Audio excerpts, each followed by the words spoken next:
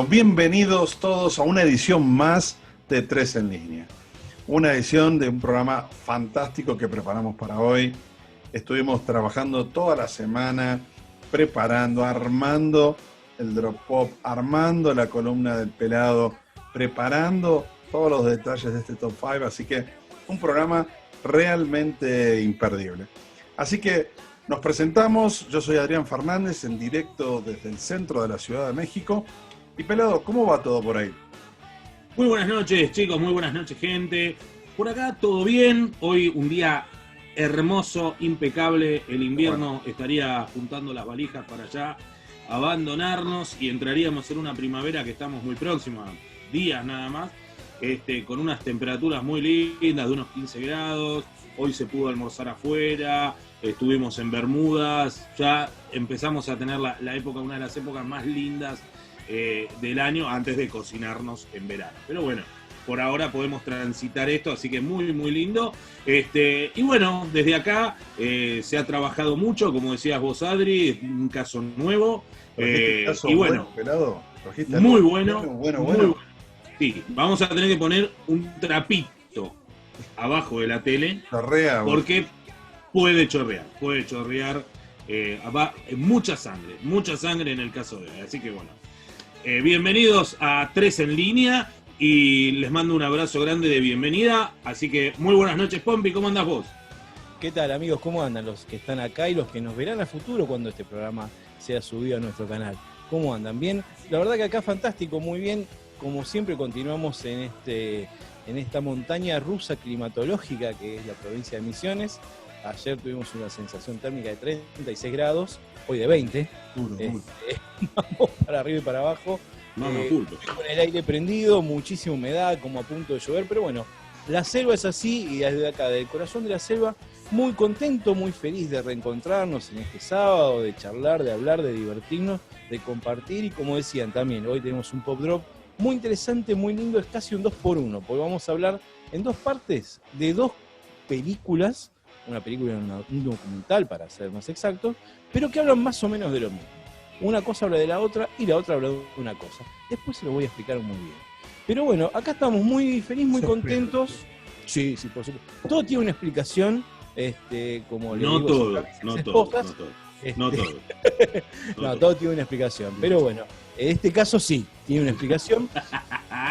Y como es, y bueno, va a ser muy interesante y muy lindo. Y acá estamos en pleno Magarlen, casi en pleno festejo, porque dentro de mis muchas facetas laborales o profesionales a las que me dedico, ayer estuve festejando el Día del Docente. Soy docente carcelario de una escuela primaria, a que sí que festejo el Día del Maestro, pero mucha gente me preguntaba, ¿por qué tenés tantas actividades? ¿Qué festejas? Y me di cuenta que yo por lo menos festejo 10 días al año. Muchísimo. Sí. Mira, el día del más que profesional se le llama ladri al que festeja tantos días. Son acepciones. Un momento de alegría, de compartir.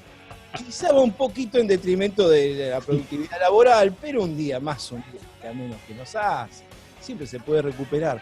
Yo particularmente festejo el día del penitenciario, el día del docente, el día del publicitario, pues me refiero al publicitario, el día de la música, porque toco guitarra, bajo, piano, ahora me estoy divirtiendo mucho con eso. Bueno, el día del hincha de River Plate lo festejo mucho, pues muy caro a mis sentimientos.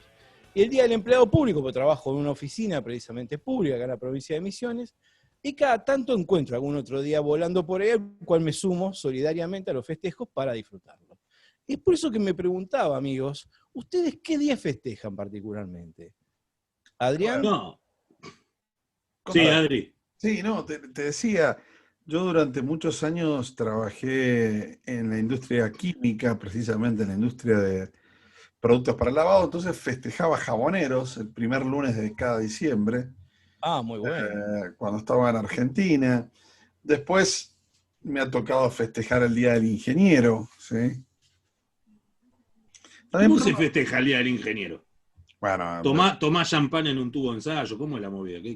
¿Cómo se festeja? Nos congratulamos, hay todos los ingenieros, es como una gran familia, la universidad, yo estudié en la Universidad Tecnológica Nacional. Ajá. Es como hay como una no somos muchos, esa es una realidad, cada vez hay menos ingenieros en la Argentina. Entonces es como una Cada vez menos de todo en Argentina, pero bueno.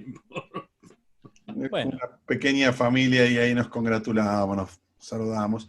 También, A mí me pasa lo mismo el día del santo patrono de la parroquia a la cual nosotros hemos coincidido. Y he claro, visto que muchos exalumnos se saludan el día de San Ramón. Porque a él le sumaríamos otro día más. A vos. Sí, yo también. El 31 de agosto no voy a laburar, ¿eh? Escúchame, y no hay un San Cristian, un San Andrés tiene que haber también. tiene que haber, San Andrés seguro. No sé San Cristian, pero San Andrés seguro. Vos sabés que una vuelta muy No, y tecnológica. menos el Cristian de él, que es con CH. Porque si es un Cristian común, por ahí puede ser. Pero Andrés tiene que haber, un San Andrés seguro tiene que haber. Claro, exactamente. Lo que pasa es que en realidad mi nombre es Cristian, ¿sí? Por tener la H tiene esa otra pronunciación. Como Petersen, el cocinero. No, yo una vuelta con mucho miedo. Vieron que antiguamente te ponían el nombre el día del santo que había caído. ¿Cuándo me dio el año de San Hermenegildo? No. Gracias a Dios me pusieron Cristian. Hasta Andrés no me parece tan feo, mirá lo que te digo. Pero Te vi por poco, ¿eh? Está fe, pero ahora voy a googlear a ver cuándo es San Andrés, porque capaz que ese día también le meto faltazo y no voy a laburar. En una de esas, ¿no? Yo creo que amerita el silencio de radio, porque ya basta, terminemos con esto. Pero vos festejás algún día. Vos sabés que durante mucho tiempo, y hoy mismo, con esto que estábamos hablando me fui acordando, teniendo hoy a escasos meses de cumplir los 44, mis viejos me siguen saludando por San Sebastián. Muy bien. Por San Gabriel, el arcángel, con el cual hoy comparto día con mi hijo. Así que ambos nos saludan por San Gabriel. Otro día que festejo, el día del publicitario no me voy a subir, si bien estoy recibido de publicitario, no me voy a subir, en esa te voy a dejar solito. Tenés el carnet, ya está, ¿viste? No, sí, tengo la libreta también, pero no importa. ¿Sabés cuánto hace que no voy a la cancha y festejo el día del hincha de River? No, pero eso es un sentimiento, es otra cosa, son dos cosas distintas. Por ejemplo, bueno, hablando de días con sentimiento, yo el otro día les contaba lo del Día Internacional de la Barba. Claro. El Día Internacional de la Barba me pareció muy, muy interesante, y el Día Internacional de la Barba nace en la época de los vikingos, cuando los tipos hacían ese día a aquellos que tenían la barba, como en la cultura judía, ese día los tipos los que tenían barba no hacían nada de nada. Y aquellos que jóvenes iban a tener barba en el futuro, los asistían. Así que por eso viene el Día de la Barba. Otro día que festejo con muchísimo sentimiento, lógicamente, es el Día del Padre, que hace ya 6 años que lo vengo festejando, gracias a Dios. ¿Y qué otro día? Sí, bueno, el día del niño, pero días personales. El día de Floresta. El día de Floresta, tenés razón, que vos me mandaste vos, lugar al que siempre quiero volver, pero no se da. También, y estoy pensando algún otro día, pero no, me parece que hasta ahí llegamos, no. El día de la lucha contra la alopecia, ¿no lo festejás? No, porque yo la festejo, la alopecia. Yo la festejo, la alopecia. Mira. A mí, gracias a Dios, me cambió la vida ser pelado. Me cansé de pelearme con todos los métodos anticaída. O sea, yo la festejo. Mi alopecia la festejo. No. Está muy bien. Pero bueno. El día del diabético también me sumo con otras actividades. Bueno, pero hay que concientizar a la gente de cómo tratarse. Ya está, terminemos. Ahora después le vamos a preguntar a Toledo, acá, a Ernesto, ¿qué día festeja? Debe haber algún día de... Yo tengo miedo porque hay veces que contesta... últimamente está medio desacatado. ¿Cómo? Vos, Adrián, festejás el 4 de mayo. Sí, el 4 de mayo May the 4th be with you, ¿no? El May the 4th. También festejo ese día. Festejo también mi aniversario de casamiento también. Claro. Viene pegadito. No, pero ¿cómo el 4? No, el 4. No, el 5. El 3 de mayo. El 5. Claro, no. el 4 es el de la guerra y el 5 es... el 4 es Star Wars y el 5 de casamiento de Adrián. No, si el 3 de mayo... No, el 3 de mayo fue tu casamiento. El 3. 3 de mayo, 3 de mayo. Te voy a explicar por qué yo me acuerdo. Porque el 3 de mayo, que fui yo al casamiento solo fue porque Santiago cumplía un mes. Santi nació el 3 de abril del 2014. Por eso me acuerdo que al mes clavado era el casamiento de No, Adri. es el 3 de mayo porque fue jueves feriado, 1 de mayo, viernes hábil y el sábado me casé. Rogá que no estuviera Jenny dando vuelta porque no la vas a pasar bien. Bueno, pero hay mucha gente que se fija en el anillo para saber el día que fue y todo eso. Menos mal que no me pasa a mí porque yo no veo de cerca, estoy hasta la manija. No, sí, hay que no, bueno, pero yo lo anoto en la agenda del celular. Sí, esas O sea, cosas. es sencillo, lo buscas y se acabó, no hay problema. El mío fue fácil porque el mío fue 8 de diciembre, Día de la Virgen, listo, pum, viajó. Lo que no, el civil no tengo ni la más mínima idea. No hay forma alguna de que me acuerde. Por eso que es más fácil festejar el Día del Jabonero. Pero ¿qué te acordás más? ¿El día del empleado público o el día que te casaste por civil? Yo ninguno, yo soy malo para todas las fechas, es increíble. De hecho, no me sé, como viví en varios países, no me sé los feriados de los países. Entonces, claro. Pero eso hay que estudiarlo en el momento de empezar a laburar. Pero entonces. Como un empleado público, soy un especialista en feriados. Me dice, che, mañana no hay que venir, Adrián, no hay que venir, mañana es feriado nacional. ¡Oh, qué bueno! Mirá. ¿Cómo es? El 8 de septiembre la independencia de Brasil. No, esas cosas son clave. Justo esta semana es el Día Patrio de México, el día del famoso grito de la independencia, así que también. Como la película, el grito. El grito. ¿Y laburan o no laburan ese día? El 15 es medio feriado, para salir a pachanguear a la noche. El 15. ¿Cómo medio feriado? Normalmente es medio feriado. Se trabaja a la mañana, al mediodía ya la gente. Entonces no es feriado, viejo, ustedes no entienden nada. Me ofendo. Y el 16 lo tuvieron que hacer feriado por todo lo que vuelca en el 15. Claro, el 16. Está bien. Pero este año se les va a complicar, porque ¿cómo hacen? Bueno, le hacen un agujerito al barbijo y chupan por el agujerito y listo. Y con pajita. Va a ser diferente. Con pajita. Va a ser diferente. Qué barbaridad. Bueno, muy bien. Bien. Bueno, entonces, festejemos. Muy interesante. Yo igualmente estoy. Lo que habría que hacer, perdón, pero sí, es buscar el día del 003 en línea. El día del 3 en línea. Y el día que se subió el primer video a YouTube. Más que el primer video, ¿saben qué pondría? El primer día que grabamos. No sabe cuándo era. No, sí. Lo queda registrado en YouTube. Y queda, yo lo busco, lo tengo. No sé dónde tengo, ahora no sé dónde está mi teléfono, pero. Vamos a definirlo, lo busco. Y poner una fecha oficial de la próxima reunión de la comisión directiva y la asamblea de accionistas. Muy bien. Tenemos que tirar. Que va a ser post pandemia, a ver si alguna vez podemos hacer 3 en el mismo sitio. Exactamente. Volver a hacerlo como en algún momento. Por ahí. 3 en el mismo lugar al mismo tiempo, exactamente. Sí, señor. Pero bueno. Bueno, amigos, ¿qué les parece si empezamos con el top 5? Estoy como ansioso con el top 5. Hoy estoy necesitado de imbuirme del conocimiento, la sabiduría y la diversión que me da el top 5. ¿De qué nos vas a hablar, Adri? Bien, hoy traje un top 5 de tecnologías obsoletas, de cosas que se llevó el tiempo, se llevó la evolución, se llevó la nueva tecnología, cosas que quedaron de algún modo en el pasado. De hecho, rescaté esta maravillosa camisa que es un poco retro, media ochenteira, como diría un amigo, para justamente hablar de eso. ¡Qué bueno! Bueno, te iba a preguntar algo de la camisa, pero lo voy a dejar. Pero no. Sí, es de un mantel. En un momento dije, qué fea la mesa quedó desnuda. Una mesa quedó desnuda, pero bueno. Puede pasar, pero bueno, cuando vos decís tecnología obsoleta, pero hoy es obsoleta, pero en el momento de uso, ¿fueron importantes? Fueron súper importantes. Está bien. No, por ahí fueron inútiles desde el arranque, pero por eso te pregunto. No. Marcaron una época e incluso muchas cambiaron la forma en que las sociedades se conectan, se comunican.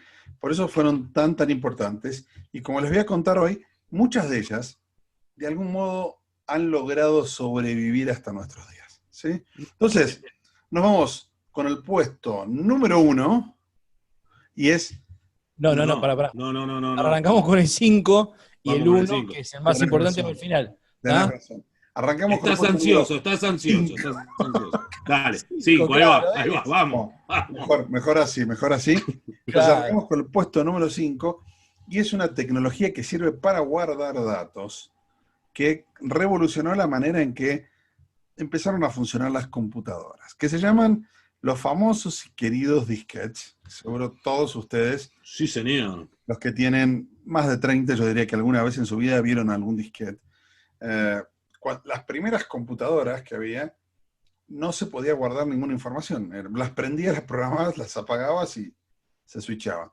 El primer método de guardado de información, unas tarjetas horribles perforadas, que me hacían acordar las antiguas boletas de PRODE que se perforaban también. Claro. Pero bueno, la verdad es que guardar un programa era como guardar una pila así de tarjetas impresionante. Yo me acuerdo de eso porque mi viejo programaba esas máquinas para NSR. La de las tarjetas perforadas. Aparte un laburo chino, porque cada vez que te querés rehacer el programa te hay que reimprimir 3.000 tarjetas. No. Desastre. Después vinieron las cintas que eran como reels de cinta magnética y funcionaban las cintas grandotas. Y la gran revolución se produjo... Eso fue adaptado como buen usuario de Commodore 64 al dataset. Al dataset. Claro. La magnética era un casetito de música. Ibas y te grababan los jueguitos. Ahí vamos a llegar en un rato. ¿Sí? Claro. Y luego, cuando salieron ya las primeras computadoras personales, las XT, las primeras, llegaron los floppy disks, que eran una especie de discos de 5 1/4, 5.25 pulgadas de tamaño en diagonal, flexibles, por eso le llamaban floppy disk o discos flexibles, que, para bootear las primeras XT no tenían ni disco rígido, tenía que meter uno, metías el otro, booteaba, arrancaba, y bueno, luego evolucionó, llegaron los de alta densidad, llegaron los de 3,5, ¿sí? Que ya eran duros, que eran bastante más...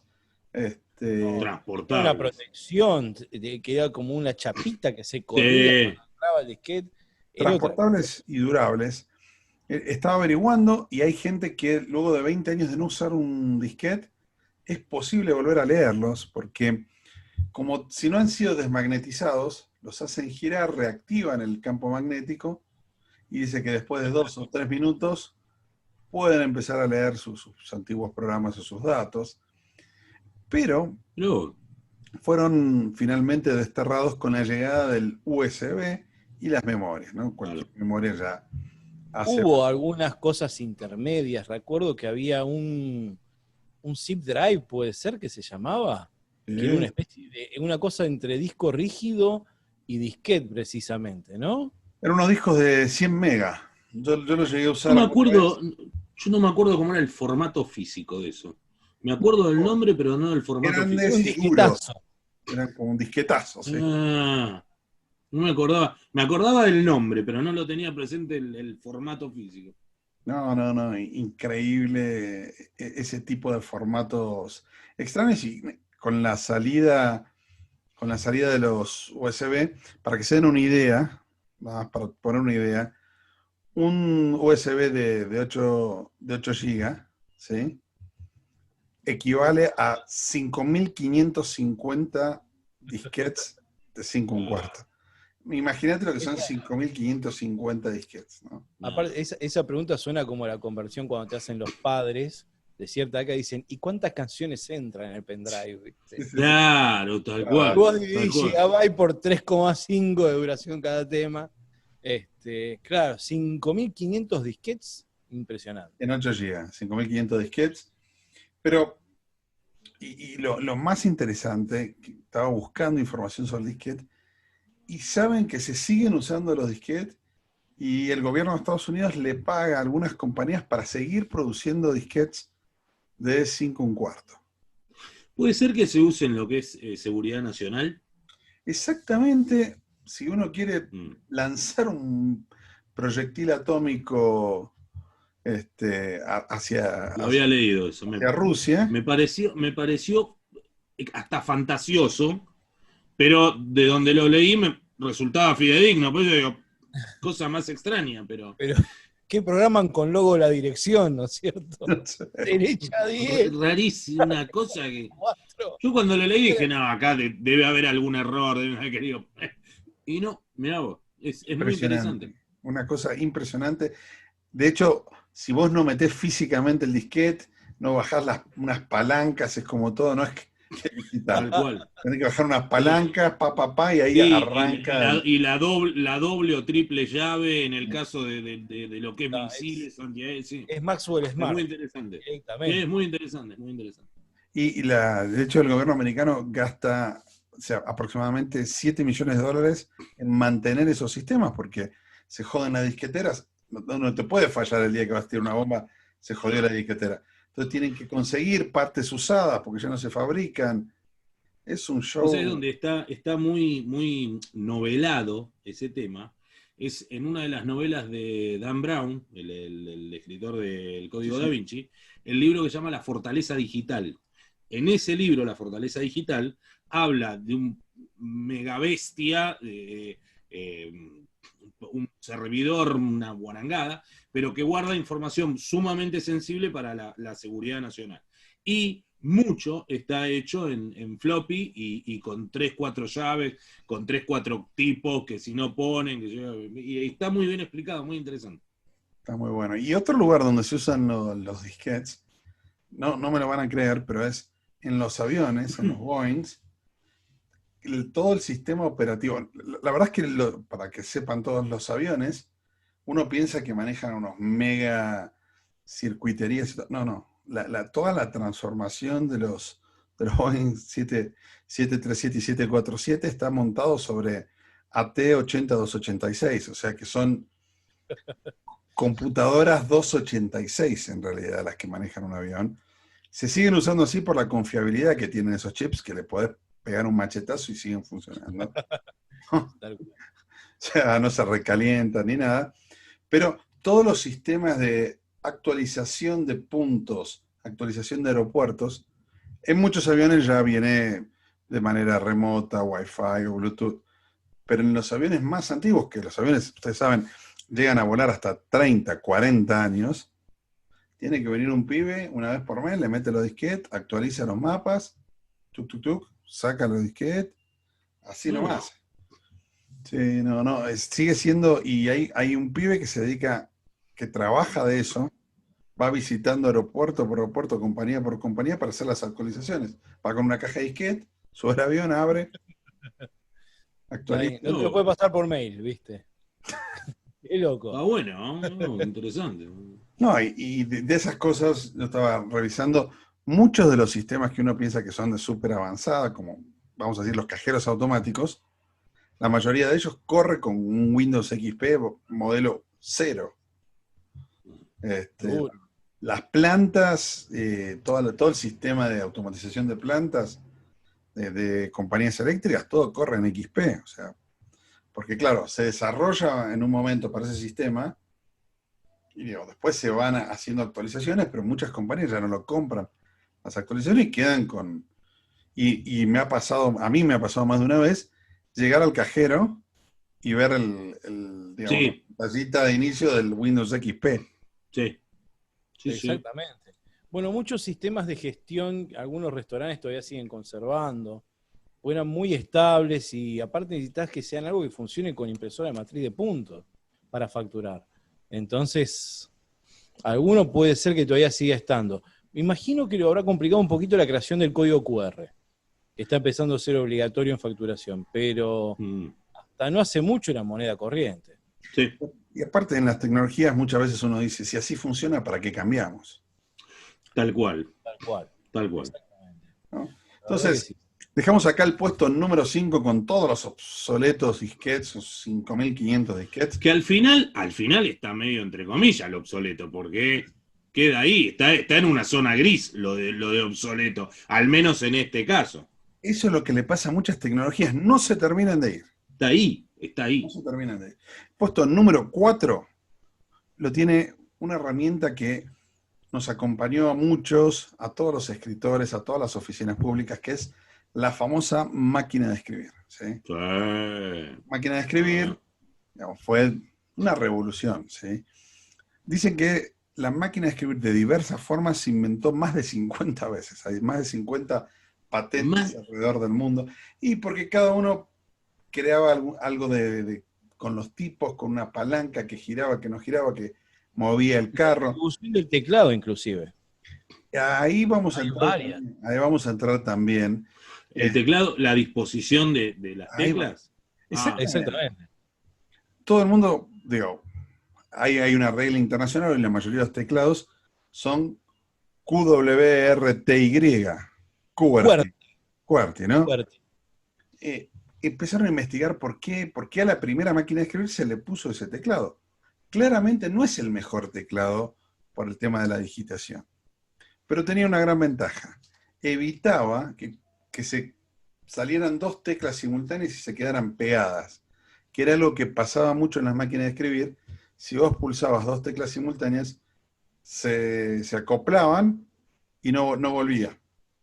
Entonces dicen que el teclado QWERTY era el que mejor evitaba eso. Sin embargo, se han creado muchos otros teclados, algunos con relativa fama. Uno de ellos es el teclado Dvorak, que tenía como todas las comas que normalmente están como abajo a la derecha, arriba a la izquierda.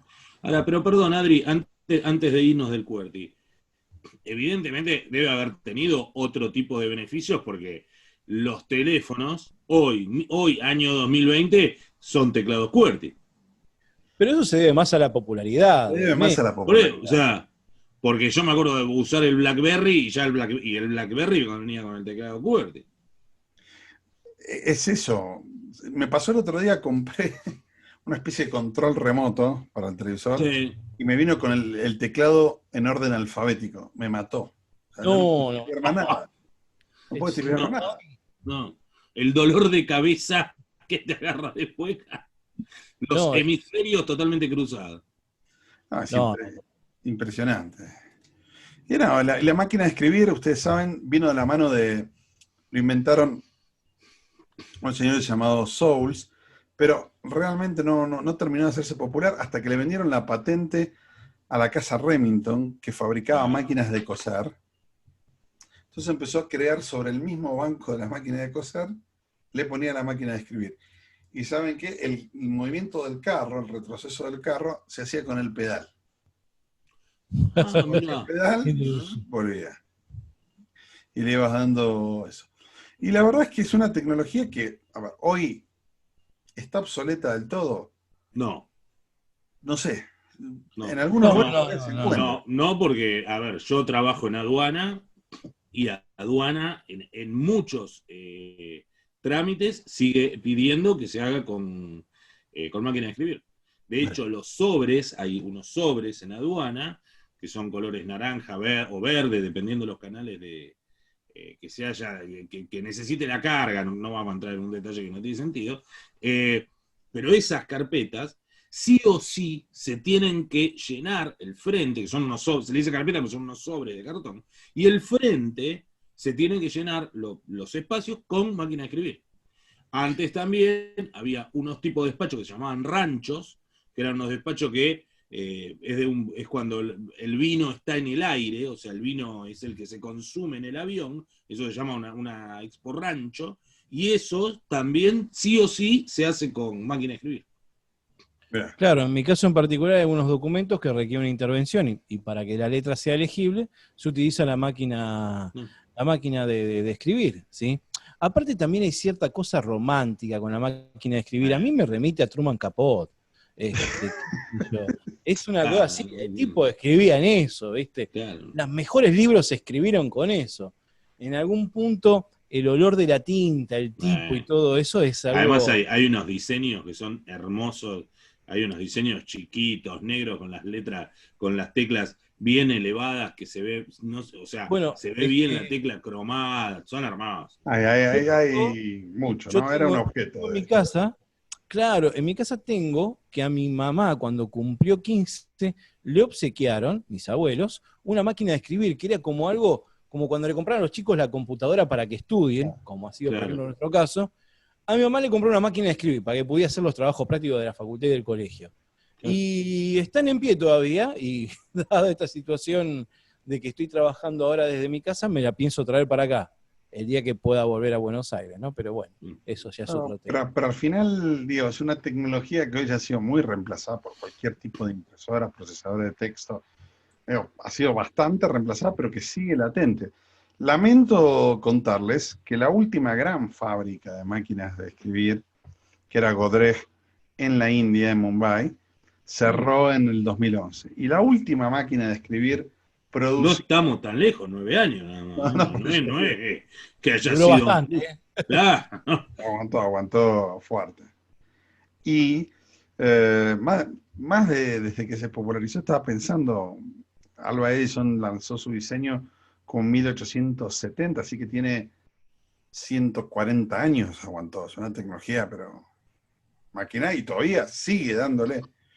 Y la última máquina de escribir formalmente producida fue en Dublín, en Irlanda, en 2012, y oficialmente se lacró, se guardó como tecnología. La última. Así que cuiden las que tienen el trabajo porque ya no habrá otras. Esas deberán perpetuarse. Me permito disentir con vos. Guarden las que tienen porque no se sabe cuándo va a volver a haber otras. Pero la posibilidad siempre está latente. Hay muchas cosas que han vuelto del pasado, ¿sí? Sí. Pienso en los discos de vinilo. No sé si me estoy metiendo en un tema que a lo mejor vas a abordar a futuro, pero es impresionante el tema de las reediciones en vinilo y la gente compra discos en sí, compra tocadiscos. Claro. Y uno lo pensaría obsoleto, es mucho más cómodo el celular. Pero esa mística, o esa magia, o esa idea de creerse un poquito Truman Capote, como en mi caso, en cualquier momento puede volver. ¿O no? Yo creo que lo que nos deja mucho este ranking son tecnologías obsoletas que cambiaron su tiempo, pero que siempre pueden volver, ¿eh? Acá vamos a dejar el puesto número 4, ¿sí? Muy bien. Y le hago entonces el pasaje al señor Pompi a ver qué trajo en su columna del Pop Drop. Muchas gracias, Adri. La verdad, como siempre, estoy como más dedicado al cine. Es una época muy particular y especial para dedicarse al cine. El invierno, la introspección, esta cuestión de la pandemia y todo eso, hace que obligatoriamente al no haber estrenos y no haber el cine en su formato habitual, nos sentemos en casa a revisar películas antiguas, ¿sí? Y es así que me topé con un documental que hablaba acerca de una película. Una película que me gustó mucho, con una historia que me gustó mucho. Entonces volví a ver la película y después el documental. Es como un Pop Drop doble, porque es la película, el documental de la película. De la película, claro. Al cuadrado. Exactamente. Es un documental, pero aparte también es interesante porque funciona en varios puntos. Pero del documental vamos a hablar a la vuelta. Ahora hablemos de la película que nos ocupa. La película se llama Men of the Moon, ¿sí? Es una película del año 99, está en Torrent, está en YouTube para verla, con subtítulos en su idioma original, y es una película biográfica, ¿sí? Habla de la vida de Andy Kaufman, un comediante con un estilo de comedia o de humor bastante rupturista y que ha tenido influencia a lo largo de los años y llega hasta ahora, si lo pensamos, ¿sí? La película es de Milo Forman. Milo Forman es un director que hizo Hair, Amadeus, que ganó 8 Oscars, una película increíble. La gente versus Larry Flint, un personaje muy controversial, el dueño de la publicación Hustler. Sí. La segunda revista porno y después de Playboy y un poquito más incisiva. Hablando de tecnologías obsoletas, ¿no? No sé hasta qué punto es obsoleto, pero bueno, es algo para discutirlo. La película la producen compañeros de Andy Kaufman que deciden rendirle un homenaje, principalmente encabezados por Danny DeVito. La película cuenta con la actuación principal de Jim Carrey. Jim Carrey siempre dijo que su ídolo era Andy Kaufman, ¿sí? Su referente dentro de la actuación y la comedia más específicamente. Y entonces el tipo se ve muy motivado y muy emocionado al hacer esta película. La película es secundada por Danny DeVito, Paul Giamatti y Courtney Love, la esposa de Kurt Cobain, ¿sí? Y a su vez también había actuado con Milo Forman en un rol también secundario en la película de Larry Flint, donde hace de la esposa de Larry Flint. La película habla de este comediante, un entertainer, pero más que nada el tipo se consideraba un bromista, ¿sí? Surgido de las grandes inferiores o el gran semillero del humor estadounidense, pero yo casi diría occidental, ¿no? Que es el Saturday Night Live. Saturday Night Live es una institución dentro del humor, por lo menos como lo entendemos acá en Occidente, ¿sí? Si bien es muy americano y no tuvo su réplica exacta en Argentina, pero tuvo sus réplicas, vamos a decir, como adaptadas. Por ejemplo, el caso particular para mí es Hiperhumor. Hiperhumor, una idea de sketch, un grupo fijo de comediantes, que en este caso eran uruguayos, que estaban en Argentina. Muy loco, pero bueno, ¿se podría decir el Saturday Night argentino? Puede ser, por ahí anda, ¿sí? Yo pensaba, no sé qué opinás, este tipo de programas que eran como la noche del domingo también, que eran como un poco... No, pero ese es un programa ya más entre novedades y variedades, un formato inaugurado por Pipo Mancera, que podía tener alguna rutina o comedia de humor o pase humorístico en el medio, pero era un programa como, qué sé yo, por ejemplo, recuerdo Matrimonios y algo más, pero Saturday Night Live era como más abierto. Sí, Desde humor político hasta sí. sátira. Y en este tipo de intervenciones que tenía Saturday Night Live, se veía un poco contenido hasta que en algún momento empieza a crecer su rol y sus personajes, lo cual le permiten participar en una comedia que fue gigante, que se llamó Taxi, ¿sí? Imaginen que ahí actuaba precisamente Danny DeVito, actuaba Christopher Lloyd, que es el Doc de Volver al Futuro, ¿lo recuerdan? Sí, Y es como una especie de grupo de perdedores que trabaja en un turno nocturno en una agencia de taxi de New York, y él hace de un exiliado ruso, un inmigrante que está ahí. Es hilarante, y es uno de los programas que más, vamos a decir, más elogiado fue por la crítica, pero fue acompañado por el público, pero no masivamente. Yo creo que con el tiempo el mito se ha ido agrandando, ¿sí? Y realmente tenía un estilo... Yo me acordaba, Pompi, de la película Taxi porque Williams, una famosa marca de pinball, sacó el pinball de la película donde jugaban diferentes personajes, pasaban... Claro, pero este es de la serie, ¿eh? Es de la serie, no de la película. Son claro, la película Taxi es otra. Yo por eso estaba pensando. Taxi es con Queen Latifah, la chica esa negra grandota. El afiche es un taxi justamente saltando una de estas volando en Nueva York. Exacto. Es una película de los 90. Esto es una serie de mediados de los 70, principios de los 80. Vale, no la tenía. Tiene un estilo de humor disruptivo, divertía, pero más que hacer comedia o contar chistes o hacer un sketch cerrado, no llegaba mucho la sitcom, pero generaba a partir de grotesco esa situación divertida o entretenida. Es muy claro, para entender el humor de Kaufman, para mí hay que ver, por ejemplo, en Argentina, Cha Cha Cha, ¿sí?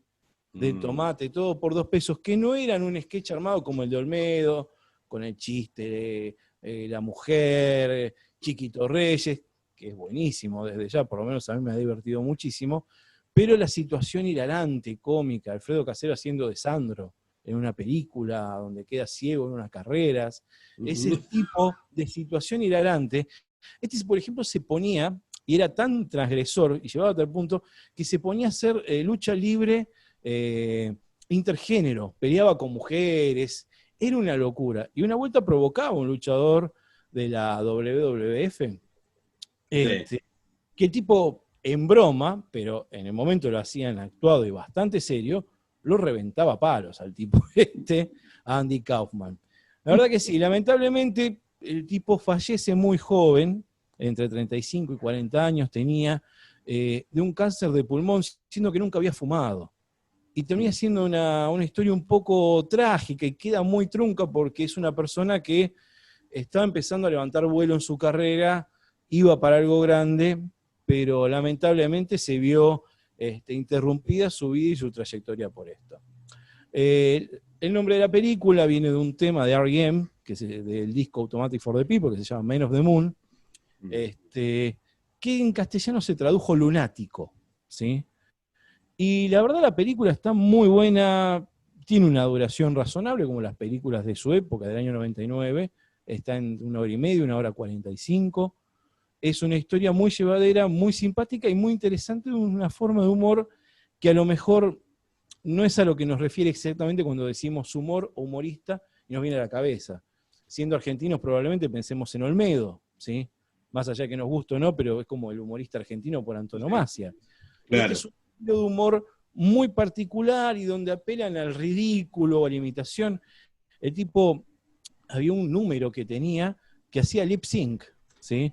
Que básicamente, si lo pensamos, el lip sync hoy en día, que es la sincronización de un audio con la voz de la persona, es el fundamento que le da probablemente una de sus mayores gracias a TikTok, ¿sí?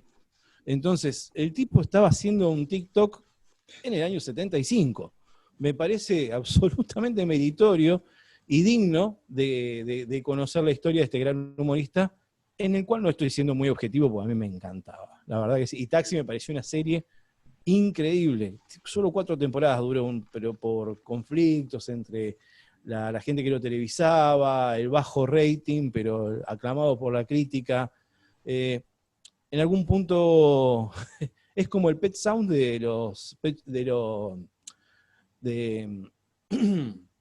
que es como, vamos a decir, como, no me está saliendo el nombre de la banda, estoy por decir Pet Shop Boys, pero no es Pet Shop Boys. Pet Sounds es de Beach Boys. Beach Boys, ahí está, gracias, Adri. Es como un Muy disco bien. recontra elogiado por la crítica, Equipo pero que no se... entre todos, ta. Sí, no, esto es un brainstorming general, la verdad. Se conecta. Siempre fue así. Y bueno, la verdad la película está muy buena, está en YouTube, muy cómodo para verlo desde cualquier lado, y vale la pena, es una historia muy interesante. Este personaje que hizo Jim Carrey, de Andy Kaufman, lo marcó muy fuertemente a tal punto que hace poco Netflix estrenó un documental acerca de eso. Pero de eso le voy a contar después a la vuelta, ¿sí? Muy bueno, ¿eh? Gracias. Interesante. La verdad que yo es un cómico que vi un par de veces. Es un tipo de humor que a mí me gusta en general, pero nunca ni había visto la serie Taxi, ni había demasiado ahondado en él, pero me parece un buen punto para comenzar esta recomendación, Poppy. No, desde ya, la verdad que sí, les va a gustar mucho y la película, no sé, a mí Jim Carrey me parece uno de los mejores comediantes y actores, que no solamente explota el humor físico, sino este tipo de situaciones también, que es un poquito más compleja, que es la de retratar a una persona y de una manera tan fidedigna. También que en algún punto se te simplifica si es tu ídolo, lo tenés como más estudiado todavía. Claro. Pero realmente es una muy buena película, la verdad que vale la pena. Pero bueno. Muy bien. Seba, contanos. Bueno, a estuve ver. analizando, estuve investigando un caso muy interesante, porque es un caso que tiene 2 particularidades muy importantes. Por ahí, el modus operandi puede ser algo, en ese momento no, hoy algo más común, pero esto es lo que marcó el inicio en Estados Unidos de los asesinos seriales. De hecho, este personaje es el que se considera en Estados Unidos el primer asesino serial, ¿sí? Corría el año 1934 en la zona de Cleveland, Ohio, y aparece cerca del río Erie, del lago Erie, el torso de una mujer. Solamente el torso, ¿sí? O sea, bueno, la cosa que empiezan a investigar. Un cacho de persona. Un cacho de persona. El torso en un lado, la cabeza a unos metros, no brazos, no piernas. Solo eso. Bueno, empezaron a investigarlo, se la denominó, como hablaban en la jerga y la policía, como la mujer del lago. Esto fue en septiembre del 34. Pero durante septiembre se hallan otros 2 cuerpos que se encuentran también desmembrados, pero había faltantes también, como con la mujer de extremidades, ¿sí? Pero en uno, además, faltaban los órganos sexuales, que fue lo que llamaba la atención, porque ya había mutado el primer homicidio, digamos, el primer disección, a esta ya había un cambio. Entonces, los medios, en ese momento, hasta ahora la policía lo había podido mantener, digamos, lo más oculto posible, pero lamentablemente llega a los medios, y los medios bautizan a este asesino en serie, que no se sabía quién era, ni mucho menos, como el asesino de los torsos o el carnicero loco de Kingsbury Run, que es el lugar donde se daban los asesinatos, ¿sí? Según la historia, los asesinatos llegaron a 12, ¿sí? A 12 individuos. Y esto, según parecía, cesó en el año 38, en agosto del 38. Les digo parecía porque después más adelante les voy a explicar que hubo algunas modificaciones en el estudio de este caso. Todo digamos, en esos 12 casos, todo era bastante similar, porque había decapitamientos, descuartización, y se encontraban partes, pero nunca se encontraron el total de los cuerpos. Acá vamos a hacer un paréntesis y vamos a recordar algo. Estamos hablando del año 38, entre el 34 y el 38, donde no había análisis de ADN, donde no había muchas cosas. Entonces, cuando se hablaba de cuerpos, se suponía que cuando se encontraba un torso en un lado, 2 brazos, 2 piernas, se lo contaba como un cuerpo, pero por ahí era más de uno porque esas extremidades no correspondían a ese torso. O sea, pero bueno, estamos hablando de que en ese momento no existían las herramientas que tienen hoy la policía científica o forense para determinar si realmente esas extremidades correspondían a ese torso o no. Fue variando este caso porque al principio se podía ver que los desmembramientos eran muy toscos, muy brutos, por decirlo de alguna manera. De hecho, en algunos casos hasta se pudo estudiar o analizar con lo escaso que eran los recursos en el momento, que la cabeza en uno de los cuerpos había sido arrancada con fuerza, o sea, ni siquiera cortada. Y en otros había sido cortado con... Y salpica, pelado este. Yo decía, este era un poquito más complejo.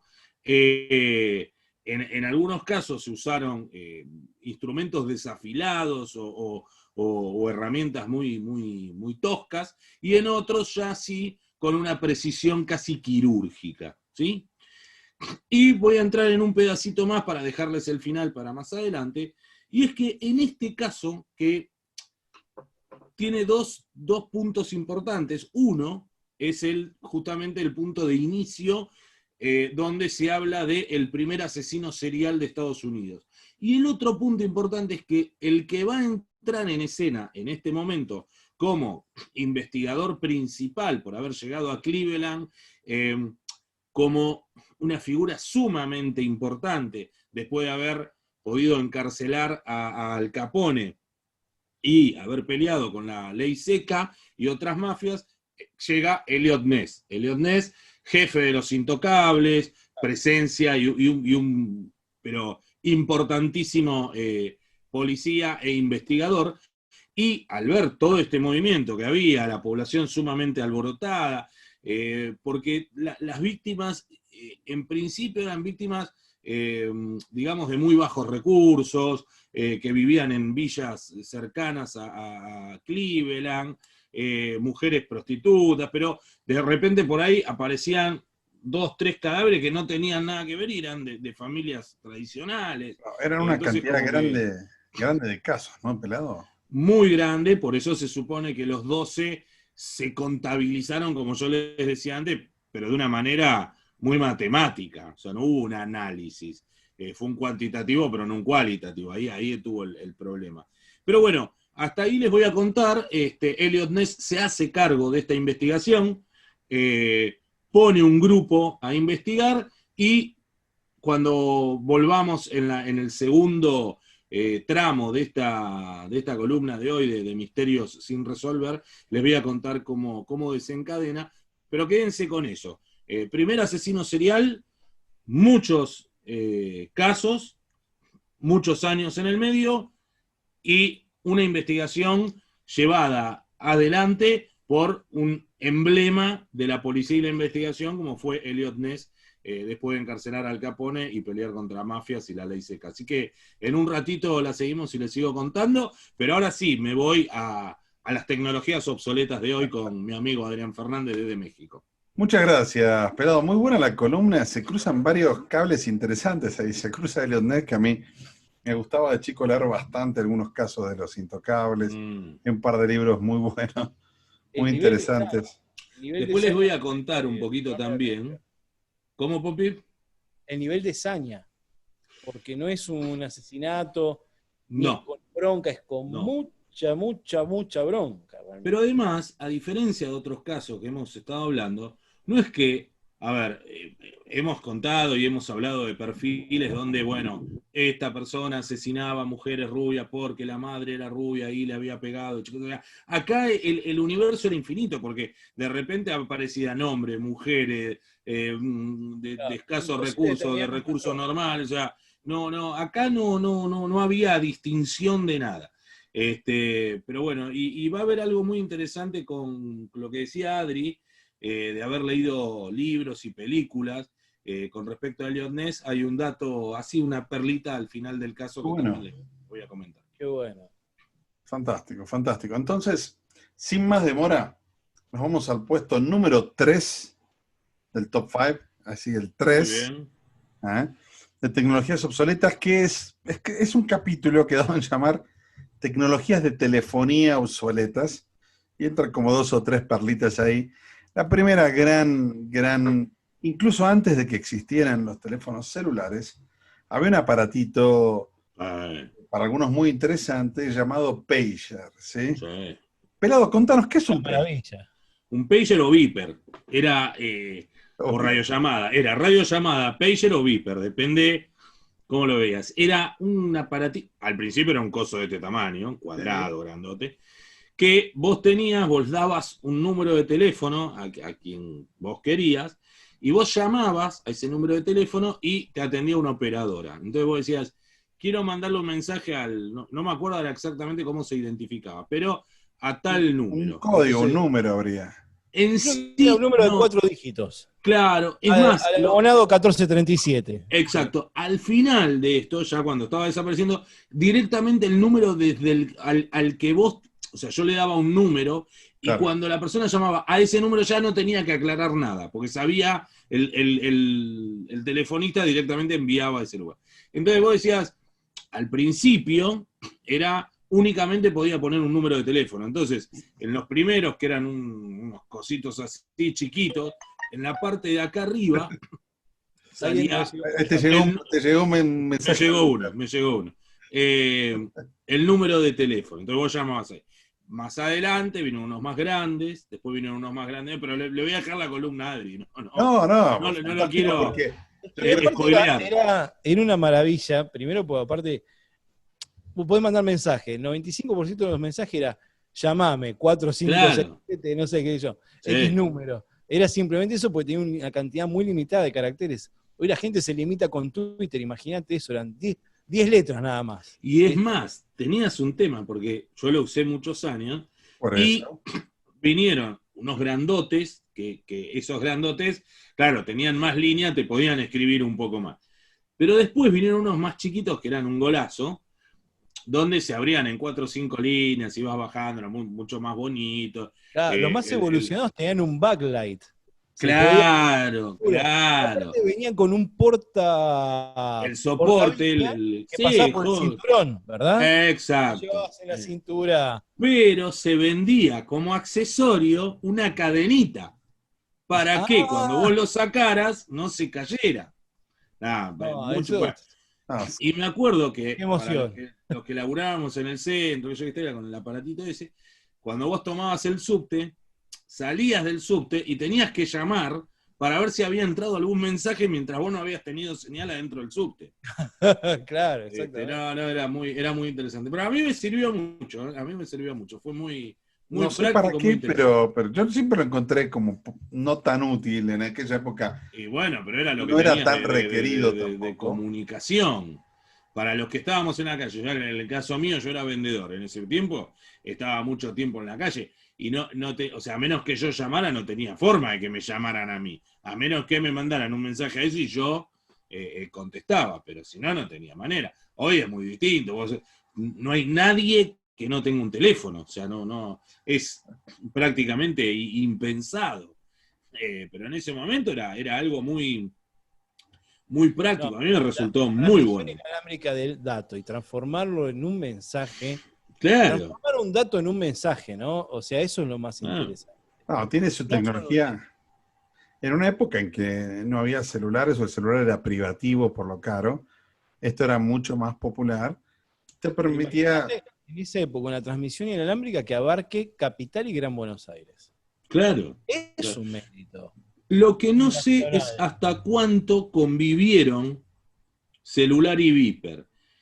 Eso es lo que no recuerdo, pero no fue mucho, porque me acuerdo que yo tuve el Viper.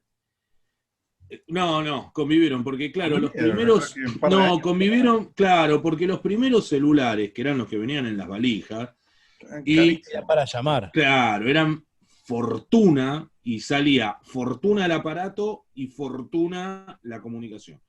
Después vinieron algo más chico, pero que igual era un coso de este tamaño, donde me acuerdo que era Movicom en ese momento, y Movicom lo que hacía era el famoso comodato. El famoso comodato era, te doy el aparato, nunca va a ser tuyo, pero lo tenés vos y pagás la comunicación. Y hasta que después empezaron a entrar los equipos más económicos. Ahí empieza en agonía el Viper hasta que, bueno, termina desapareciendo.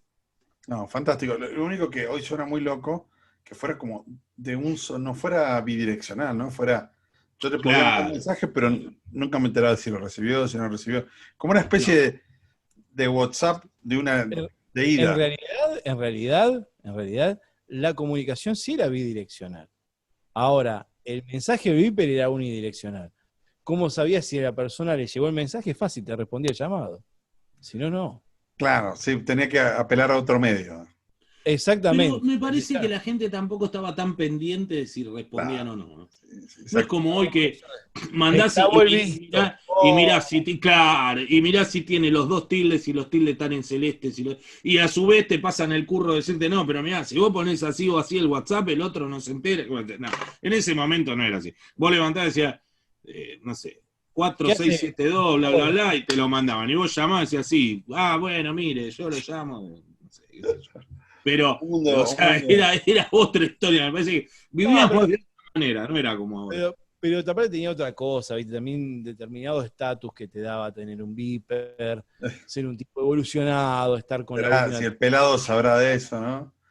La A mí primera me Gran persona, fanático de gustaba. las comunicaciones, Sebastián, por supuesto. fanático, fanático absoluto, después se le Bueno, pero vos perdió. fijate, claro, vos fijate cómo después voy en detrimento, porque, por ejemplo, a mí me encantaba pero después, yo si fuera por mí, hoy lo que pasa es que quedás fuera de todo, pero a mí el teléfono que me encantó fue el StarTAC. Para mí el StarTAC, ese que era así, el Te chiquito, limpiaba los pero contactos a la batería. para mí era un telefonazo. Es un poco como el romance del tipo que tiene el Falcon todavía y le decís, Ah, mirá, sí, sí. acá tenés un Peugeot 4520. Claro, todo bien, Y dice, pero no, ¿y dónde está el carburador? ¿Viste? no, a mí ese me encantaba. Después tuve en el medio, tuve varios Nextel, por cuestiones laborales, que eran un golazo porque imitaban el StarTAC.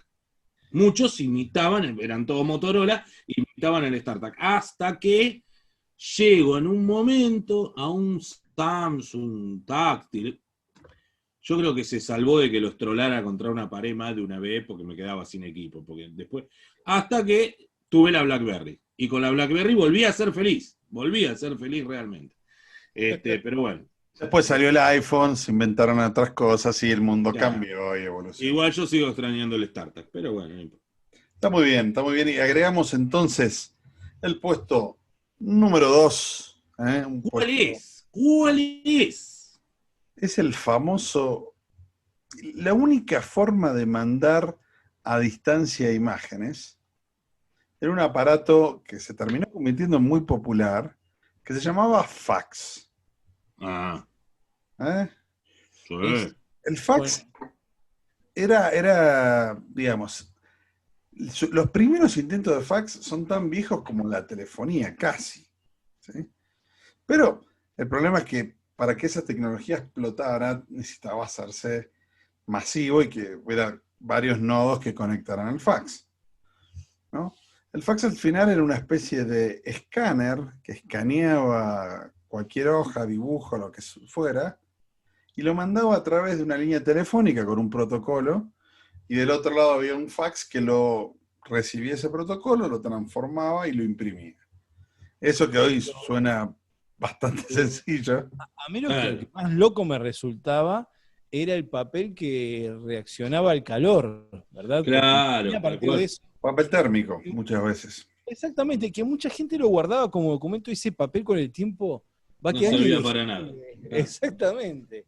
Y Lo es que un pasa papel que muy loco que solamente sirvió para eso, no es un papel que sirva yo ni para trabajé, dibujar ni para yo nada. trabajé mucho tiempo con fax, recibiendo, enviando fax, y lo que hacía era Pero vos sos cuando el no, cuando lo especialista en recibía, comunicaciones obsoletas, boludo. claro, obvio, pero Comunicación el recuerdo, ¿viste? cuando recibía, yo me pongo en blanco y negro cuando hablo de esto, pero Vamos a explicar a los vamos a sorprender a los millennials y decirles que Sebastián trabajaba en una firma. Otro término que ha quedado completamente en una desactualizado. firma acá.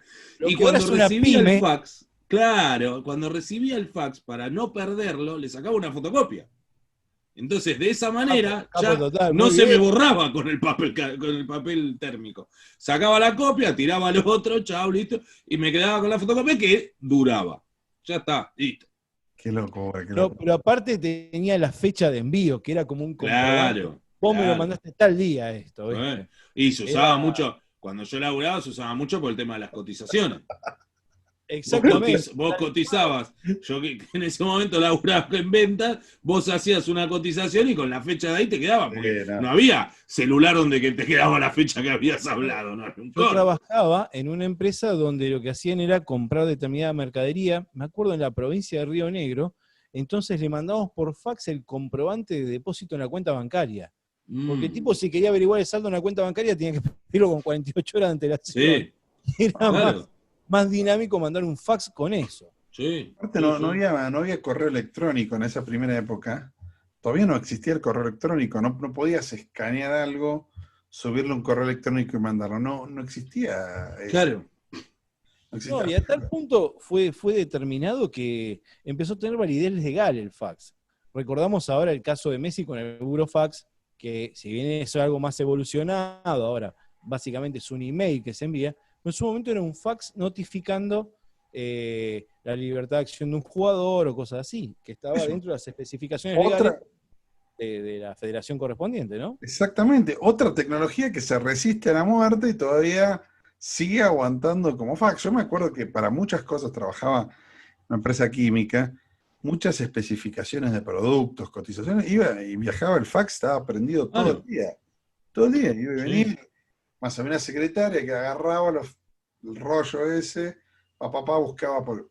Había como Se una iba cortando, se iba carátula de cortando. fax que decía para quién iba, lo arrancaban y te lo llevaban a tu escritorio, el señor le llegó esta cotización, estas especificaciones. ¿No?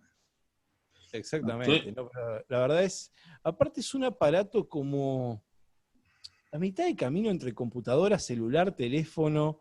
Hay una transmisión de datos por la línea telefónica, lo cual Claro. es lo evolucionado del tema, pero también que el hecho de que tengas que generar algo impreso en papel para pasarlo por ahí.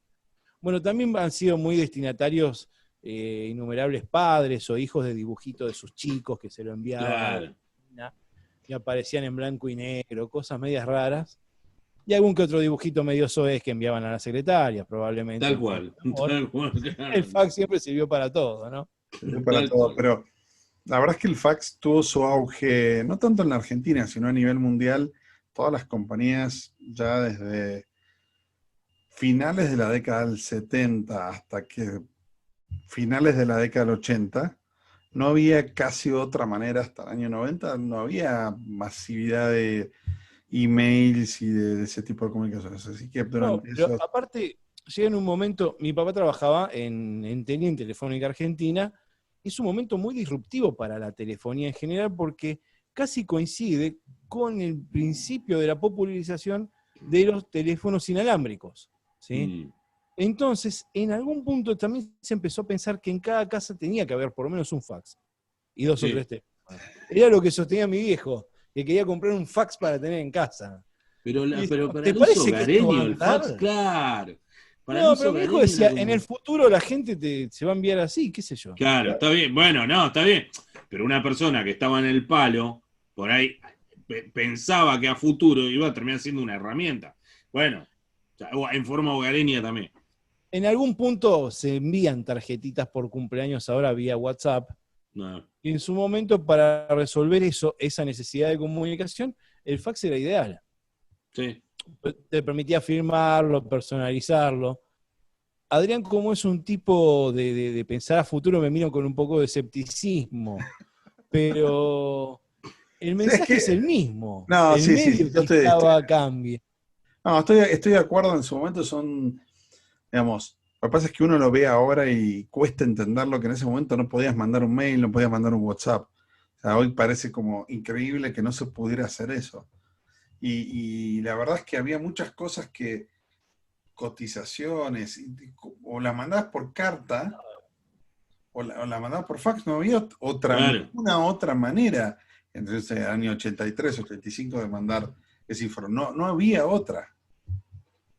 Entonces, en su época eran bastante evolucionados, donde detonó toda esta tecnología, porque lo desarrollaron varias compañías simultáneamente. Por un lado, Fujitsu en Japón, Xerox, y empezaron a tener como Xerox. especie de fotocopiadoras fax, Brothers fue otra también. Brothers. Entonces tenías fotocopiadoras fax, todo eso se integraba y era como el centro de copiado. Claro. Claro. Cuando sacaron No, una pero aparte fotocopia era...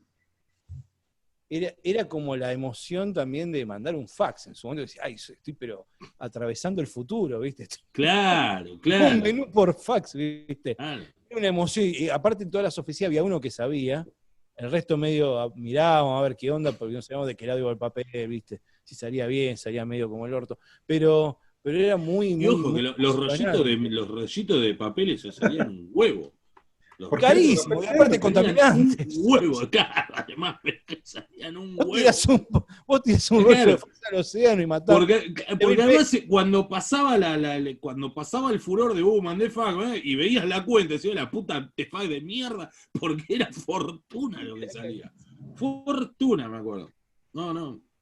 No, no, increíble. Aparte muy ligado a una época donde solo había líneas fijas, o la mayor parte de las líneas Claro. eran líneas fijas. Hoy no haría como... Bueno, el otro día escuchaba en la radio un programa donde hablaban 4 o 5 eran los que estaban en el programa y hablaban con 2 o 3 más que llamaban por teléfono a oyentes. De esas 7 personas, una sola tenía teléfono de línea. Y que lo iba a dar de baja porque lo único que le entraba por el teléfono de línea era en llamada de encuesta, no sé, oferta, cosas. Nadie llamaba, pues nadie llama. Nadie llama un teléfono de línea. No, No, no, no, no. ya ni para el spam te sirve el teléfono. Nada. De hecho, hace 2 años, en el 2018, varias zonas de Francia fueron decretados libres de líneas fijas. Ah, mira. Si vos tenías una línea fija, te daban como una especie del mismo aparato, pero tenía una antena de celular y un celular. Se veía Claro, como un listo. teléfono fijo, pero no tenía ningún cable. O sea que, Claro. Claro, pasa que inclusive la cuestión para ser conceptual y cultural. Yo le ayudo a pagar las cuentas a mi mamá vía home banking, ya que no es una tecnología que domine. Y, por ejemplo, antes, Telefónica tenía su empresa de celulares. Ahora la empresa de celulares tiene una división chiquita. Exactamente.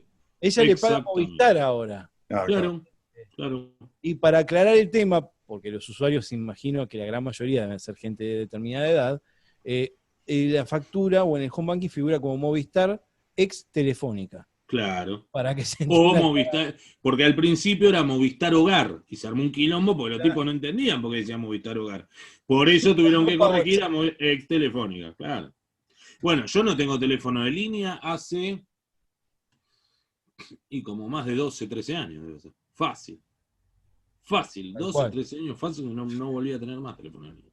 Y yo tampoco, yo como me fui mudando de país en país, hace más Yo de, no. diría que casi 20 años que abandonamos los teléfonos de línea. Claro, Yo claro. hace 15 años, el último teléfono de línea declarado que tuve fue cuando me domiciliaba en Porto Alegre, en Brasil.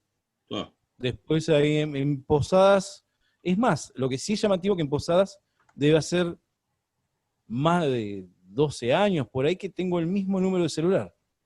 No ha cambiado, cambió la característica, pero cambió en toda la provincia por una reorganización telefónica, pero después el número sigue siendo exactamente el mismo. Mm.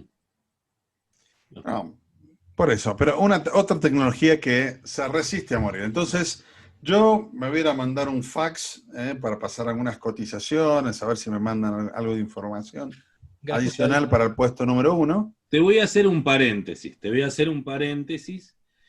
que a raíz de la existencia del fax, en las oficinas, cuando vos decías, me voy a mandar un fax, era porque te estaba yendo a cagar. O Por sea, ahí, por ahí venía. En el tal sentido más cual, No literal quería de la ser tan palabra. explícito, tal cual. pero Exactamente. ya me ahorraste la explicación.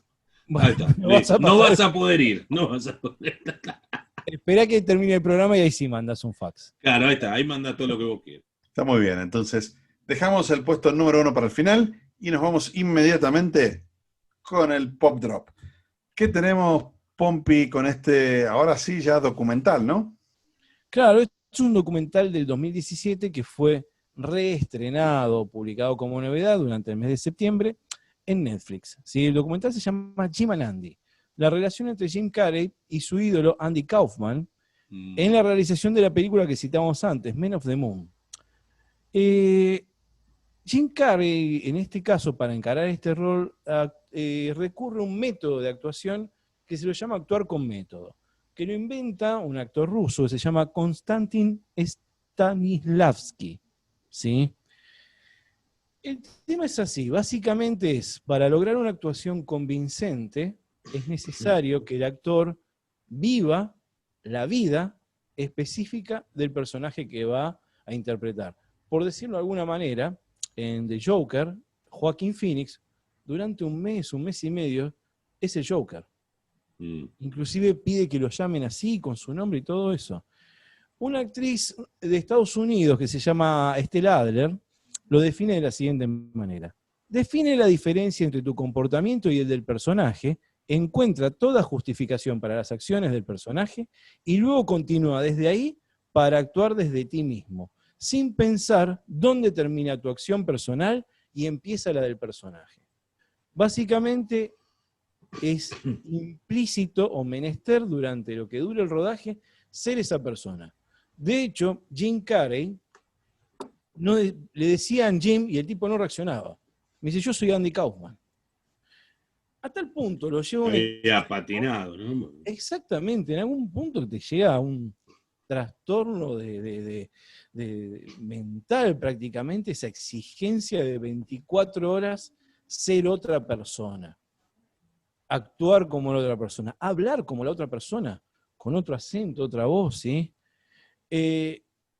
Básicamente es una exigencia muy fuerte.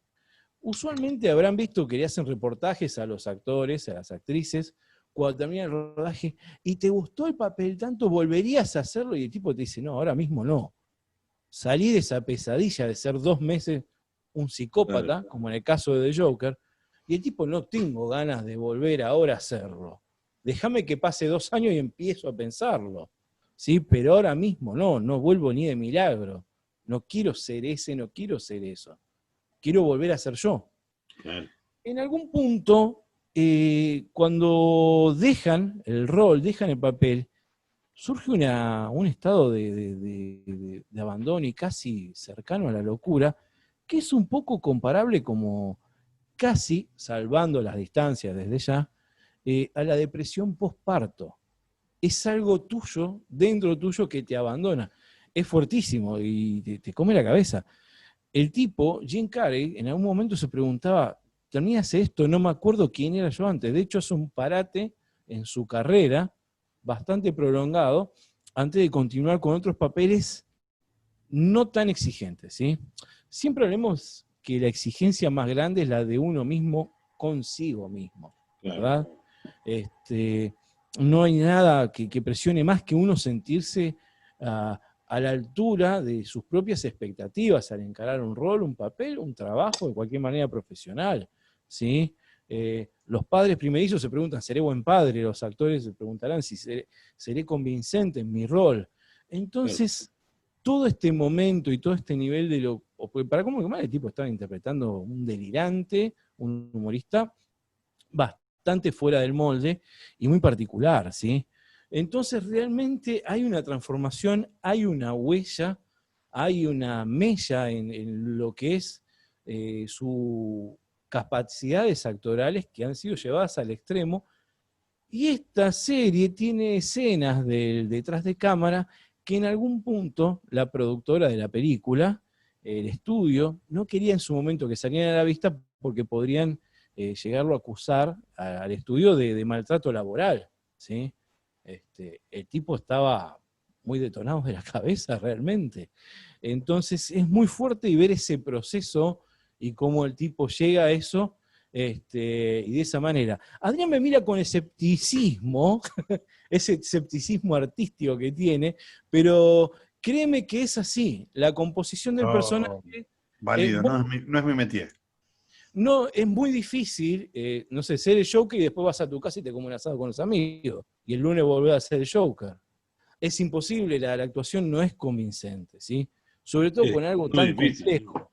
Sí. Claro, una cosa es que te toca hacer de colectivero en Gasoleros, que está re bien, Claro. y te sale bien, pero me parece que la composición de un personaje como el Joker, o en este caso, que tiene que ser mucho más complejo, que es la representación de una persona, ¿sí? Que la gente ya la conoce, una persona pública, lo termina siendo más complejo. Bueno, todo este proceso que sufrió y padeció Jim Carrey y sus compañeros de elenco y la gente del rodaje está en este documental muy bueno de Netflix que se llama Jim and Andy.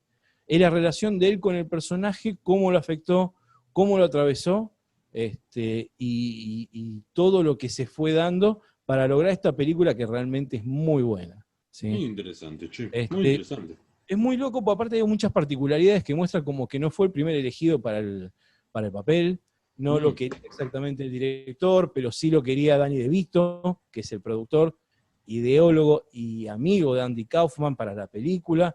Entonces, todas estas situaciones controversiales, ¿sí? Y todas estas tensiones hacen que del documental interesantísimo. Y es una manera de explorar el trabajo del actor, ¿sí? En estos papeles que requieren una exigencia bastante ardua, ¿sí? La verdad que es muy, muy interesante para verlo cómo funciona. Como buen documental de Netflix es muy, muy, muy llevadero, y aparte es de una temática muy, muy, muy interesante, si se quiere, Sí, para sí. entender un poquito también cómo es hacer una película. No, pero además también para los escépticos, de decir, pero ¿cómo le puede patinar el bocho de esa manera? También sirve. No, seguro, desde ya, es increíble, es increíble. El tipo se levantaba y hablaba con la voz del tipo. No perdía esa concentración. Imagínense estar concentrado haciendo un laburo durante 35, 45 días de corrido. Es muy, muy exigente, sin posibilidad de relajarnos. Pero bueno, la verdad, a mí me gustó muchísimo, muy llevadero, muy Netflix.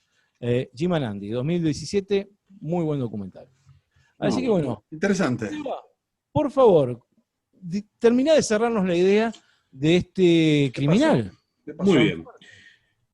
Habíamos llegado a que la preocupación y el interés y el miedo de la población había sido tal que llega a tomar la cabeza, digamos, de esta investigación Eliot Ness. Eliot Ness, cuando llega, hace un perfil, dice que tiene que ser una persona relativamente joven, de una estatura bastante alta, rubio, una persona fuerte, rubio porque se habían encontrado en algunos miembros pelos rubios, justamente por eso venía, y que tuviera, lógicamente, algún tipo de depósito, lugar donde poder hacer todas estas disecciones, porque si no, más vale que no, era bastante complicado. Y que tuviera conocimientos de anatomía, porque o sea, en los primeros cortes eran muy, muy brutos, pero después fueron mucho más complejos, digamos. Bueno, el tema es que así, en el año 38, detiene a Sweeney, Francis Sweeney, un cirujano psicópata, o sea, no psicópata, sino con problemas muy importantes mentales, pero no parecía que fuese un tipo violento. Hijo de una familia muy reconocida en Cleveland. Bueno, la cosa es que le hacen prueba del polígrafo, la prueba del polígrafo no la pasa. Cuando le hacían el interrogatorio se reía y le decía a Elliot Ness, ¿vos en serio te crees que yo soy el asesino? ¿En serio te crees? Y se le reía cada vez que el tipo preguntaba. La cosa es que en el interín que Ness lo puede, de alguna manera, llevar a prisión, este hombre se autointerna en un psiquiátrico, entonces ya no lo pueden encarcelar, y al poco tiempo muere. Antes de morir, le seguía mandando cartas a Elliot Ness, burlándose de que él pensaba que era el asesino. Hasta ese momento, Elliot Ness dijo, bueno, listo. El tipo se metió solo, falleció, no hubo más casos, bueno, listo. Ya está. A los pocos meses aparecieron nuevos desmembramientos. De la misma manera, se descartó que fuera un imitador, porque era exactamente lo mismo. Y entonces Elliot Ness, en una desesperación por hacer algo, prende fuego 2 o 3 villas cercanas a Cleveland, que era donde se suponía que estaba este tipo. No vamos a andar con vuelta, dijo él. No, dijo, hasta acá. De donde agarra a uno, que ahora no el nombre, bueno, no importa. Agarra a uno y a este hombre y lo tiene en un interrogatorio muy violento, donde lo rompen a pedazos hasta que el tipo dice que bueno, que fue él, que es él el asesino, que esto, que lo otro. Pero lamentablemente, convenientemente, aparece, digamos, suicidado, por decirlo de alguna manera, en su celda. Entonces, también se lo desestima como asesino. En ese interín aparecen otros cuerpos a 2 o 3 cuadras de donde tenía la oficina Elliot Ness, como a modo de, digamos, burla para con él de no poder encontrar el asesino. Lamentablemente, al tener a uno autointernado que había fallecido y haber asesinatos, el otro todo roto por los golpes hasta que confiese y después muere ahorcado, supuestamente suicidado, al que también desestiman, Elliot Ness se ve en una encrucijada y tiene que cerrar el caso como caso sin resolver. O sea, lo tiene que cerrar, digamos que se deja de investigar, el caso queda abierto, o sea, no hay un caso cerrado. Y acá viene lo llamativo de esto ya estaba en el año 40, cercano al año 40, y es que Elliot Ness cae, por este caso, cae en la peor depresión que tuvo, se postula a alcalde y pierde, y miren lo llamativo que cae en la bebida. Elliot Ness, que había peleado contra la ley seca, o había peleado para que se dictaminara la ley seca, muere a los 50 y pico de años, alcoholizado, muy pobre, y no llegó a ver el éxito de los libros y la película de Los Intocables. El tema es que a los pocos meses de morir Elliot Ness vuelve a haber 2 descubrimientos de más torsos sin miembros y decapitaciones como desde el año 34. Así que bueno, otro caso más sin resolver, otro caso más que queda abierto y con 2 puntos muy importantes, que era considerado este asesino de los torsos o el carnicero loco de Kingsbury Run como el primer asesino serial de Estados Unidos, y por el otro lado el abismal deterioro de la vida y carrera de un ícono en la policía como fue Elliot Ness con su prematura muerte. Así que bueno. ¿Sabés qué es lo llamativo? Uno por un lado piensa como característica, una de las principales del perfil del psicótico, ¿sí? del asesino que ya es psicópata, que es el cinismo, ¿no? Que era con el que se refería esta persona, al que el tipo había detenido, si bien no le pudieron probar nada, y después, como decís vos, se autointernó. Y después el resto que hay veces que realmente pueden pasar 20 años y un tipo lo leyó en su infancia y de grande se dedica a imitar ese tipo de cosas. Sí, sí. A que sí que también queda abierto por una cuestión de necesidad, porque no sabés si está atrapando al que fue, al que lo va a imitar, al que lo imitó. Nunca se va a saber, nunca se va a saber. Es un misterio realmente, la verdad que sí. De hecho, en lo personal, yo creo que el asesino fue el que se autointernó en el psiquiátrico. Les Coincido. diría que estoy en un 90% convencido de que fue ese el asesino. Y después todo lo que vino atrás fueron lo que se le llaman copiadores. Pero para mí fue el que se autointernó.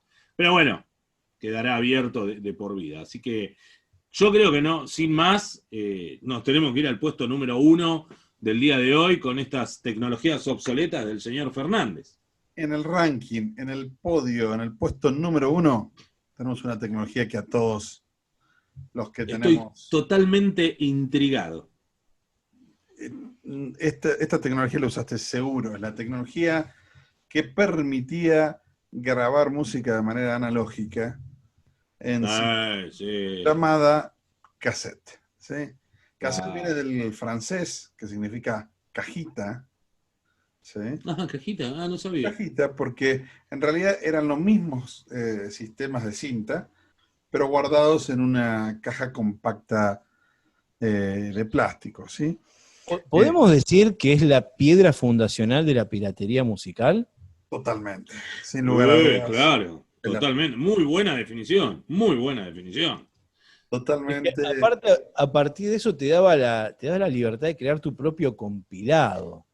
Y además las variantes. 20 discos y elegir 2, 3 temas y lo grababas. Y además las variantes que había de los cassettes, porque yo me acuerdo haber tenido recital de los Ramones en cassette de K de cromo. Claro, vamos a hablar de eso. Era un cassette como de gris mate, que era más copado que los TDK que venían de 60 o de 90, y este era como más cojudo, digamos, que... la calidad de audio era superior. Igual imagínate, el sonido era una mierda, porque era los Ramones, el año 90 en obras, o sea, por más que lo grabaran, lo que lo grabaran. Era un desastre. Agarrado con el microfonito. Claro. El cassette originalmente fue concebido más para dictado, no fue concebido para música. Pero luego, estas sucesivas mejoras que se le hicieron, sobre todo en la calidad de esa película magnética de óxido de hierro que se le ponía a los cassettes, que hacía que se empastaran los cabezales, después se mejoró mucho esa tecnología, se terminó usando para audio. El primer cassette lo patenta Philips en el año 64.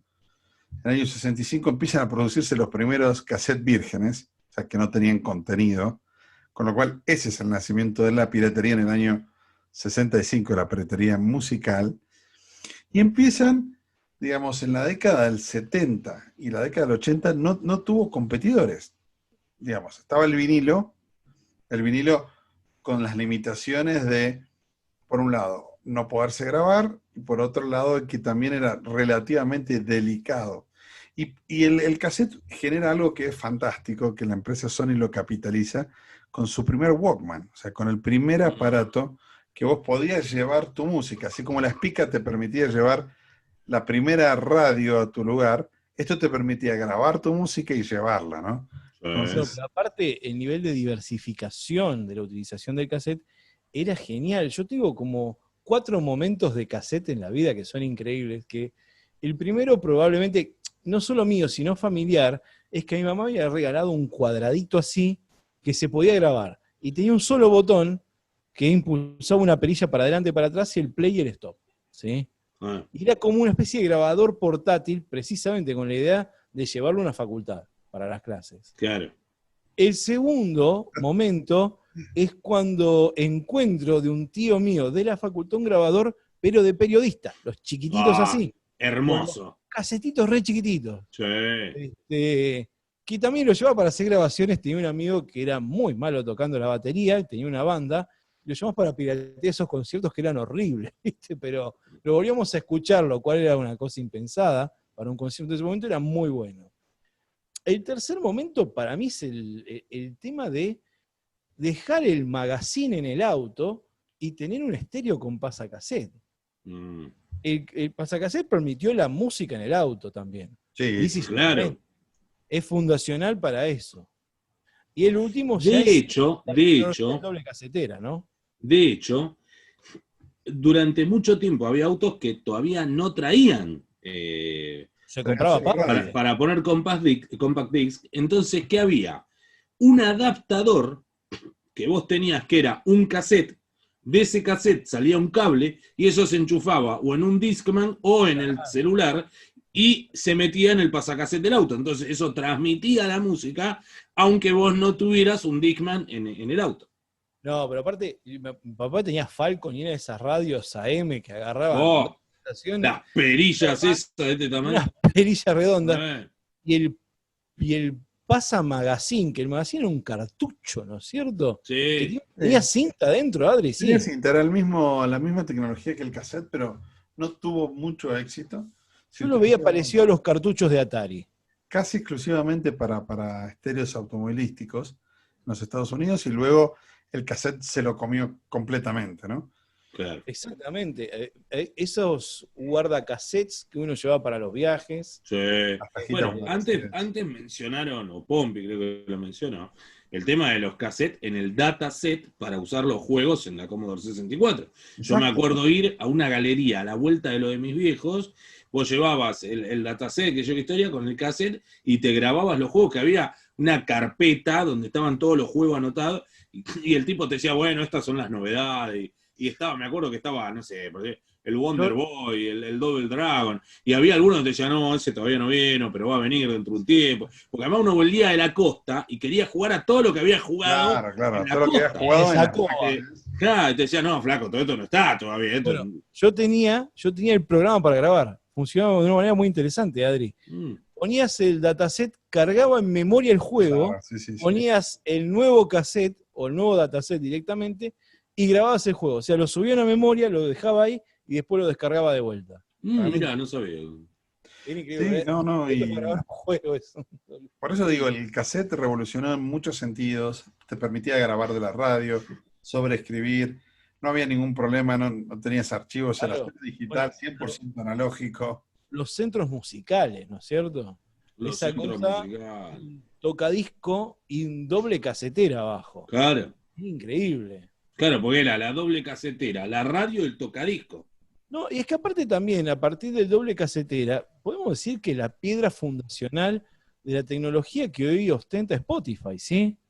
Selecciones. Yo tenía un amigo que decía, estos son para cuando salgo con las chicas. Y tenía un listadito de músicas en un cassette que ponían un Fiat Super Europa a bordo y llevaba una... O sea... Claro, armaba uno sus playlists. Claro, pero exactamente, armaba una curaduría musical. Claro. Era interesantísimo, ¿viste? Decir, tengo esto para ir acá. Buenísimo. Muy bien, muy bien. La verdad que sí. Sí. Lo único a lo que había que huirle en los cassettes era al solo a las altas temperaturas. Si las altas te agarraban el cassette, ahí. Yo me acuerdo cuando se salía la cinta, el famoso poner la virome y para que... Mover esa mano para no gastar pilas también. Claro. No, y se le sacaban las tapitas para no cometer el error de sobregrabar lo que ya tenías grabado. Claro, tenía como unos ganchitos. Que esa protección es la que después utilizaban en los disquetes. Claro, que era lo trabita o no trabita. No, de hecho, cuando vos rompías eso y después lo querías grabar, le tenías que poner unos pedacitos de papel en el cassette para que te permitiera grabar. O cinta scotch, bien tirante. Cinta scotch. Claro. No, pero aparte también el cassette lo que tiene es precisamente cierta portabilidad, practicidad. Claro. Y bien parecía que no. Yo he comprado discos originales en cassette. Eso justo muy buen sonido.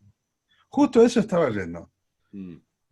Fue tan popular y sobre todo desde la década del 70 todavía el cassette estaba un poco limitado y sobre todo se compraban los cassettes para los autos. Pero del momento que se inventa el Walkman, en el año 81, Gran invento. y ya podés llevar con tus audífonos, podés llevar tu música. Entonces ahí empieza a hacer mucho sentido lanzar los discos en disco vinilo y en cassette. Yo he comprado muchos. Sí.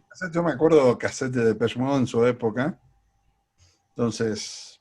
Bueno, mi abuela me había obsequiado en algún momento Piano Bar de Charly García, revolviendo una mesa de saldos con un montón de cassettes como las de medias, ahí en las tiendas de ropa. Claro. Había un montón de cassettes, mi abuela pasó y dijo, Charly García es conocido. Y me lo regaló un discazo aparte. No, eso era fantástico. Y también cierta tecnología que en algún punto también te permitía con poco volverte experto, qué sé yo. La idea del hisopo con el algodoncito para limpiar el cabezal, pues yo nunca le creí mucho a esa cinta transparente que te limpiaba el cabezal. Para mí era medio verso. Yo le metía hisopo y lo dejaba así como re grosso, nadando en alcohol que gracias a Dios se evaporaba rápido y permitió que siguiera funcionando el equipo en mi casa. Así que pero aparte también era la nobleza de componentes de esos equipos que precisamente los centros musicales, yo recuerdo muy, como persona que me gusta la música y me gusta tocar y me gusta el buen audio, recuerdo con muchísimo amor el centro musical Aiwa que vos tenías, Eva, que tenía un sonido increíble esos parlantes. Aiwa, era Aiwa, porque era una marca muy rara y japonesa. Me acuerdo de un Sony que estaba en lo de mis viejos. No me acuerdo de un Sony, pelado. Yo tenía un Aiwa. Vos tenías Aiwa. Yo tenía un Sony, doble casetera con compa, gris. Pero, exacto, sí, gris oscuro, pero era Sony. El mío era negro, y que está acá, lo tengo acá en mi casa. Por las dudas, si tenés que grabar algo en cassette. Claro, exactamente. No, pero lo tuve acá mucho tiempo por el tema de ver si podía usar los parlantes en algo, pero bueno. No, pero vos te reís, pero yo también, el home theater que utilizo para tocar acá y para la compu y para el audio, es un home theater viejísimo, pero ya no suenan así. No, hay muchas cosas. Los quiero poner, o mejor dicho, sí suenan así, pero sale comprarse un JBL, sale $2 millones. Y aparte, una imagen muy típica de los 80, el negro con el doble casetera, bailando breakdance, ¿no? No solo eso, sino que hay tecnologías obsoletas, que lo que decíamos antes de Truman Capote y la máquina de escribir. ¿Recordarán la escena del baile dentro de la casa en Pulp Fiction? Sí. Esas máquinas con cinta y que ella pone el disco ahí, pone la música ahí, es ornamentalmente hermoso, ¿sí? Quizá un poco obsoleto, pero la obsolescencia, en algún punto yo digo que es relativa, porque todos los años se vuelven a vender agendas en papel. Sí. Y la gente anota y escribe. Yo uso agenda en papel. Pero vos sos un poquito nostálgico, Seba. Yo uso agenda, taco financiero y post-it, todo uso. Acá ya salieron las agendas 2021 y yo dije, ¿quién corno comprará una agenda? Evidentemente el pelado. No, pero hay mucha gente que es así de hecho, mi agenda, yo tengo la agenda mía, que no la tengo acá en el estudio. Papel. La agenda mía, que es una agenda de cuero, es una Morgan que tiene 16, 17 años, los años que estoy en la empresa. Y le voy cambiando todos los años, me mandan el repuesto de Morgan y yo ahí anoto. No, está muy bien, ¿viste? Soy muy feliz con mi agenda, señor. Soy muy feliz con mi agenda. No, yo creo que todos tenemos alguna tecnología obsoleta que todavía nos negamos a soltarla porque nos guste. Yo me niego a soltarla, acá tengo mi mini calculadora. Mirá. Tal cual. Bastante viejita, todavía con display. Exactamente. No, pero eso yo tengo una cámara Polaroid que no. Imagino que debe andar, calculo yo que anda, para sacar fotografías instantáneas en el momento. En lo particular, cada vez estoy observando con más cariño los tocadiscos. Hace un tiempo había un productor que se llama Tweety González, productor y músico, tecladista de Soda Stereo, que invitaba unas escuchas de vinilos en las casas. en unos vinilos especiales, hi-fi, con un determinado nivel de sonido, pero me gustó la idea de sentar, hace mucho no me siento a escuchar un disco, una obra entera, pero sentado en un sillón, relajado, con auriculares, y en un ambiente oscuro que me permita solamente percibir la música. Me está gustando la idea y tengo muchas ganas de comprarme un tocadiscos. Bueno, puedes ir a saludarlo a mi viejo heredó de mi abuelo una columna de sonido con una bandeja Technics que da... Ah, pero eso es increíble. Ah, la Un mierda. tesoro. Es una bestia. Y de hecho, todavía hay, en mi casa todavía hay muchos vinilos que están ahí. Nunca se han querido, digamos, deshacer de ellos y siguen. Así que otra tecnología que se agarra de la sociedad para no escapar. Bueno. Así que, bueno, amigos, acá vamos a dejar el último punto, cassette, una tecnología que cambió la década del 70 y del 80. Y vamos a cerrar esta edición, ¿no, Pelado? sí señor, yo creo que ya estamos como para ir cerrando. En lo particular, la he pasado maravilloso como siempre. Aguardo cada vez que durante semana o grabamos o producimos, porque es un momento de encuentro y esta comunión que tenemos hace tantos años permite que lo disfrutemos tanto hacer el programa como producirlo. Así que bueno, desde acá le voy a mandar un abrazo enorme a todos aquellos que nos ven, escuchan en distintos lugares, momentos y horarios. Les vamos a recordar que estamos en Instagram como @3 en línea, en Facebook de la misma manera, y nuestro mail es 003enlinea@gmail.com. Y el canal de YouTube, yo no lo recuerdo, pero Adrián Fernández seguramente sí. Algo que tenga que ver con 3 en línea. No, Claro. es este en el que están viendo y pueden dejar Claro. sus mensajes justo acá abajo. Tiene razón, por eso yo sigo usando agenda en papel. Entonces, No lo tenía agendado. Ahí está, no lo tenía anotado, señor, no lo tenía anotado.